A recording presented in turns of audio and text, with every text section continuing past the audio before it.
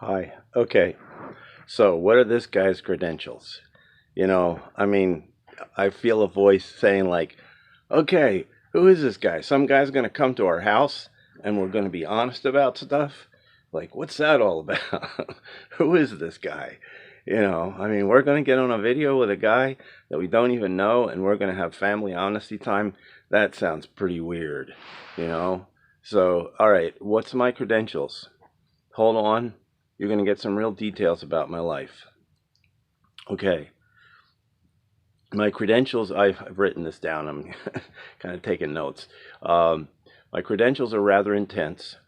I literally come from three generations of people who have been caring for the hearts and minds and emotions of the family, the elders and the youngers. Um, my grandpa Graham, my grandfather was the superintendent and developmental director of the famous Magnolia School in New Orleans. Look it up, do a search on the Magnolia School. It was my grandfather's idea to make buddy teams, coupling a person who is physically handicapped with a person who is emotionally disturbed or just has, personality problems. The emotionally disturbed person instantly has a purpose. I need to put the socks on my friend. and So the emotionally disturbed person instantly has a detailed purpose to serve this person whose body mobility is reduced. The person whose body mobility is reduced tends to be a bit of an overcomer. I'm going to get myself through that door if I have to throw myself. So the person with the physical handicap tends to be an overcomer and tends to have a mind that's trying to go forward and do things that he or she can't comfortably do. So the minds of the handicapped person are clearer and a very good match for the one who's kind of retiring, hiding, angry, fearful, doesn't want to deal with the world. So this buddy program was really successful. The Magnolia School was enormously successful, still is. The residents, as far as I know, the residents of the school have created many businesses because they became so efficient and effective that they wanted to make some money. How do we make some money? As a little child, I sat around hearing the stories of how people with problems are cared for in this way, in this kind of buddy program. And I walked around the campus and I met all the people. This was part of my life. My family was talking about how this program works, where you connect people together and they help each other. Um, Many years after my childhood, I had a personal experience very similar to my grandfather's design of connecting people with different strengths at the Magnolia School. For many years, I was a little on the selfish and prideful side, and I styled myself as an avant garde artist, musician, world traveler, experiential hedonist. I supplied musicians and artists with interesting antique cars and motorcycles. I worked in film and video, documentary production, historic documentaries. I was a set stylist.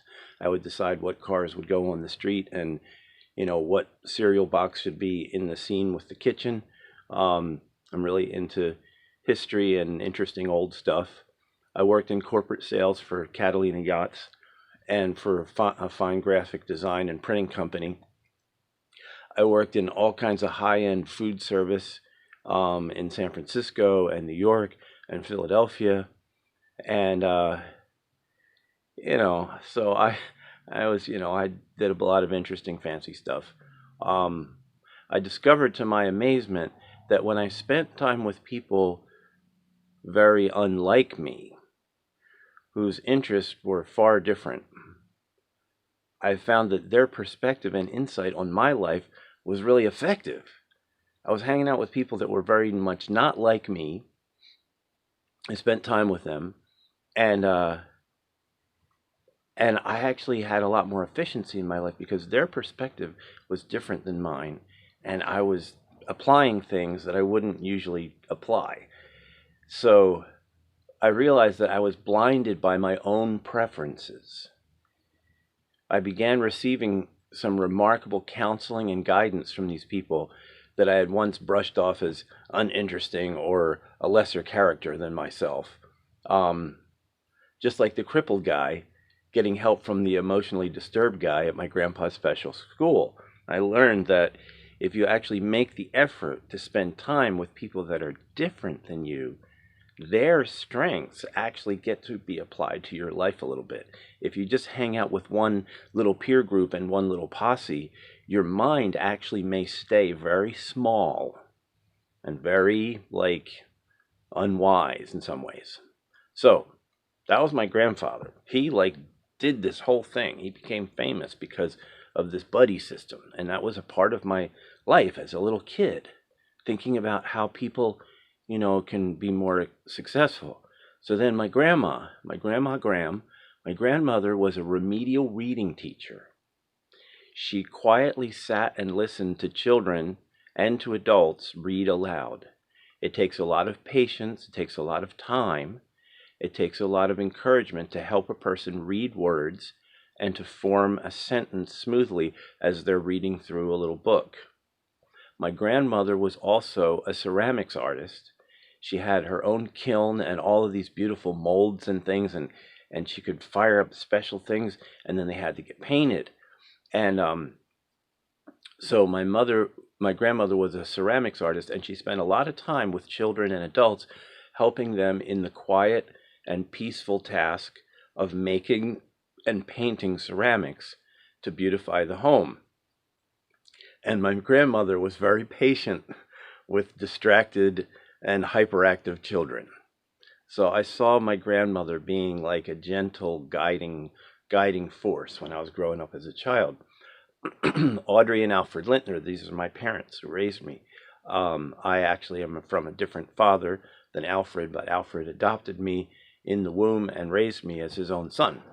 My mother and father were birth librarians. They were nuts about libraries and readings, and they were constantly doing research projects and things like that. I grew up in a library and accessing information with my parents. My mother and father were both librarians and professors. Both of them were teachers in a high-end capacity. My dad was a kindergarten to 8th grade school psychologist. My dad was the school psychologist K to 8, and his primary focus was to help to serve the neglected children and families of Camden, New Jersey, which is a really impoverished, rough city, like the worst city in our whole county. He was really trying to spend extra time with the moms and the kids in the rough neighborhoods. He served the kids in my county, in Camden County, for 30 years. People would ask me, what does your daddy do? I'm like, well, he sits on the floor with bad little kids and plays trucks all day long and has to fill out reports and things. And but he just loves kids. So at the end of my father's career, he renounced his whole career. He said the drugs and the chemicals didn't work, the programs didn't work.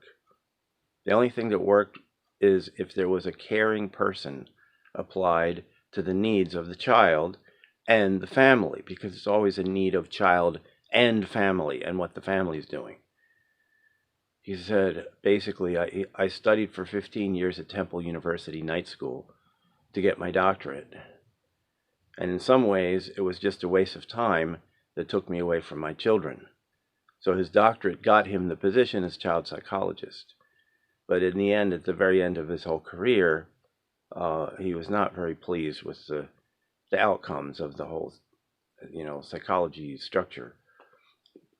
My mom, Audrey, was an RN nurse educator. I meant to interject this at the beginning. In the ancient wisdom writings, there's a wise teacher, an elder, who says to another person, look, don't let them give you a hard time because you don't have a bunch of fancy credentials. Your credentials are the parents who raised you with a mindset of compassion and understanding about the right things. And so, I mean, you know, I mean, my parents are like, they got all these degrees, they've worked in these professor capacities and all this stuff. And I would just had a contact high. I mean, I could go to a library and just learn all the details about a thing I was interested in, and nobody ever gave me a test on that or evaluated me as, you know, he has become an expert on, you know, coastal formation. Um, he has become an expert on, you know, the Model A Ford. He has become an expert on British motorcycles. He has become an expert on the history of the Quakers and the Religious Society of Friends. You know, I mean, I love to get to the bottom of things and understand how they really work. So I just wanted to make that point that, you know, I can't show you a bunch of pretty credentials on the wall. I've got a couple of guitars and a drum we can bang on. I do music with kids and families, you know, just like family music, make up a song kind of stuff. So I don't have a lot of fancy credentials, but I'm telling you, I am a heavyweight when it comes to this atmosphere that we're talking about, this family honesty stuff. Okay, continuing. My mother was an RN nurse educator. She taught obstetrics and gynecology nursing at Helene Fold School of Nursing in Camden, New Jersey.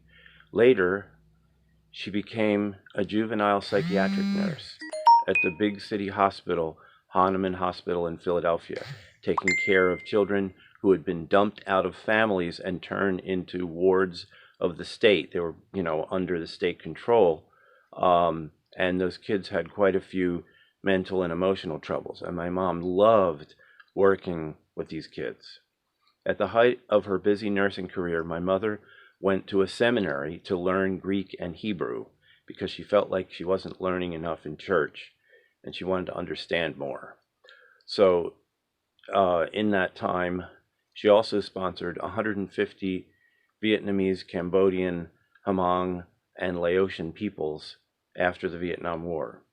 I was closely involved with helping my mother in the really rough neighborhoods of North Philadelphia, helping these Vietnamese folks learn how to just live a life in America now, paying an electric bill, buying a toaster in a thrift shop, you know, figuring out where the corner is where you can get on a bus to go pick blueberries and make some money.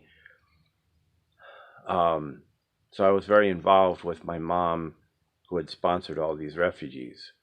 That was like when I was a preteen.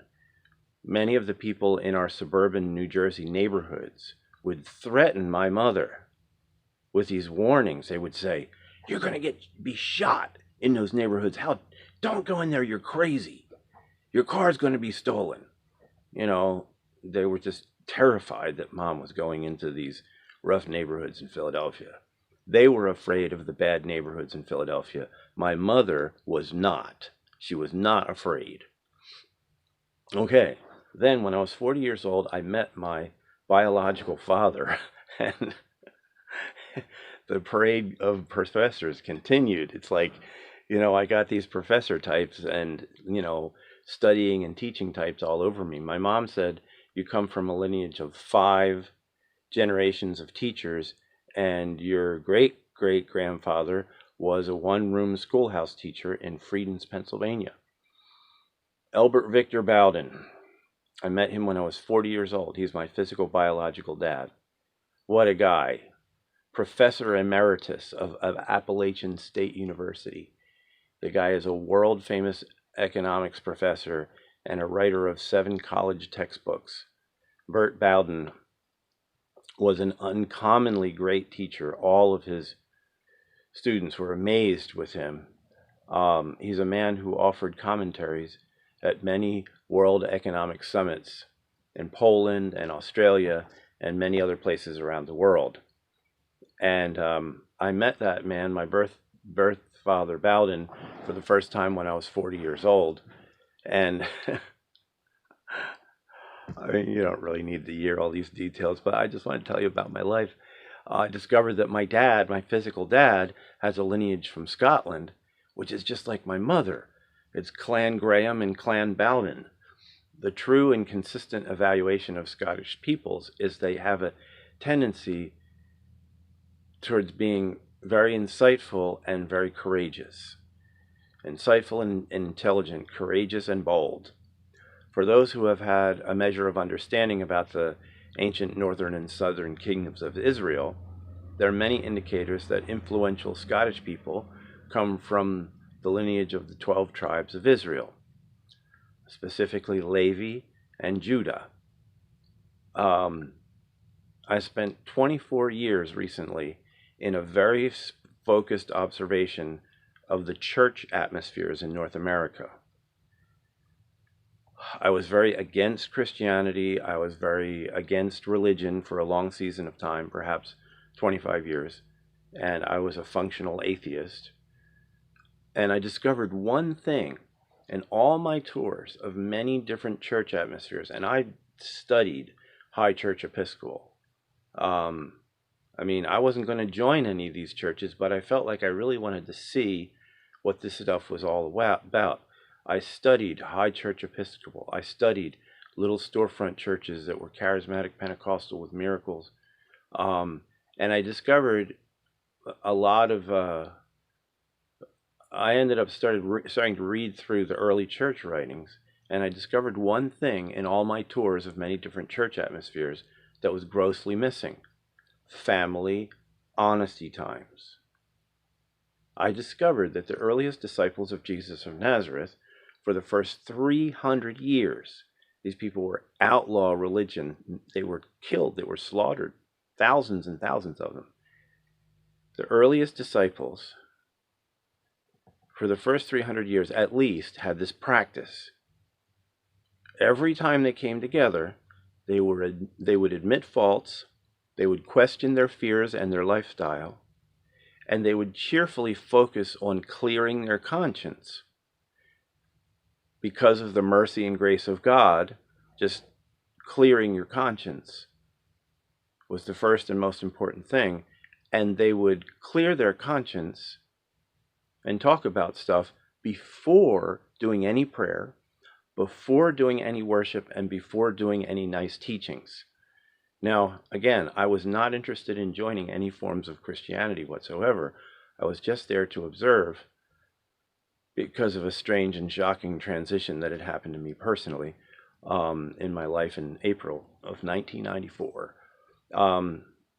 So the birth of the Family Honesty Workshop Project came through that experience of 24 years of observation in the church atmospheres. This is not a religious project. This is not a religious atmosphere. This structure, the structure of this Family Honesty Time, is designed first for people who wish to remain completely separate from religious and spiritual atmospheres. So this is for the functional atheist and what you would call, the one that just doesn't do the religion stuff, and for children, just learning how to grow up and face their inner fears and concerns. This is simply a refreshing and supportive practice that produces good mental and emotional and behavioral health in the family. And this stuff prevents depression, prevents addictive behavior and relapse. And the whole purpose is, again, I had been working in rehab centers, and I had seen many people's lives completely changed for the better. But then 2-3 years later, after they've reformed their family and they're doing good business, etc., they have a bunch of emotional things piling up on the inside. And nobody knows about it. And what happens is they're just feeling like, I just want a buzz in my veins. I just want a little hit. And they text somebody. And somebody drops off a bag like 2 or 3 years ago, and they're dead.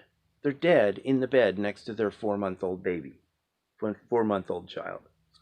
I mean, I've had that thing happen to me a handful of times, in the people that I've had association and connection with, like some of my own spiritual kids. I don't have any babies of my own. The other reason why I'm doing this is when I was 40 years old, I realized I'm a really fun, wonderful daddy, you know, and I never had anything against, marriage and building family, but I stayed away from that because, I was sort of like, I didn't have any children in my life. So now, I just want to be, the best, most decent, pure, reasonable grandfather to anybody and share my experiences because I ain't going to live forever. So I want to give my goodies, my wisdom out to other people. So when I had this experience of a handful of these people like dying through just one little drug hit, like this one little relapse kind of thing, that was so hard on me. And I started thinking, I need to do something to help prevent this stuff. And so the whole family honesty workshop has come out of the grief inside of me. And that's one of the greatest motivators. A person loses a loved one for some reason and they become the champion of the cause of that atmosphere that that killed their loved one. They become a spokesperson for the loss because of the loss of life. So those are my credentials. And so if you're worried about me, I will sit down and tell you, like, what even my personal problems are, because that's part of the Family Honesty Project. And like we say, you don't have to confess everything. You don't have to be honest about everything, just about the things that you feel like you want to share and you need some help with. So that's my credentials. That's a little part of who I am. If you have questions, go ahead and apply them to me. 863-262-8181. As this project gets rolling, the schedule will get busy and I won't have so many opportunities, so I'm putting these things together so that you can just get a basic idea where I'm coming from. And like I say all the time, just use the videos. You can do it on your own in your family. Please prevent depression and suicide and sadness. Please prevent addictive behavior and drug relapse. Please, through these family honesty times. Come on, you can do it. Let's do it now. Call me up. Make an appointment. We can do it by video if you want. Let's do this. Let's protect the family. All the best. Thanks for listening.